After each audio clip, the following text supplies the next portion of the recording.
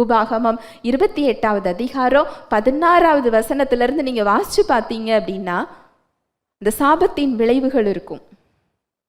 வறுமையும் ஒரு சாபந்தான், சிந்தனையில வர மனப்போராட்டங்கள் ஒரு சாபந்தான், கணவன் மனைவி பிரச்சனை என்னதுதான் சாபந்தான். இன்னும் நிறைய காரியங்கள் அதுல சாபத்துக்கான காரியங்கள் இருக்கு. பிள்ளைகளை குறித்த காரியங்கள், நம்ம செய்யற செயல் வாய்க்காம போறதுக்கான காரியங்கள், பாவ பழக்கங்கள், மேட்டிமை, நிறைய காரியங்கள் அதுல சாபம்னு சொல்லப்பட்டிருக்கு. இதுல ஒரு சாபத்துல கூட நாம நிற்க வேண்டிய அவசியம் இல்லை. பரம்பரையா என்னுடைய பிள்ளைகள் பாதிக்கப்பட்டிருக்காங்களே, முன்னோர்கள் செஞ்ச பாவமா, இல்ல யாராவது எனக்கு விரோதமா ஏதாவது செஞ்சிட்டாங்களா? இல்லை இல்லை.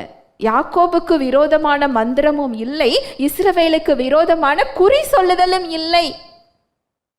உங்களுக்கு விரோதமா எந்த மந்திரமும் என்ன செய்யாது, பலிக்காது. உங்களுக்கு விரோதமாக உருவாகும் ஆயுதம் வாய்க்காதே போகும்.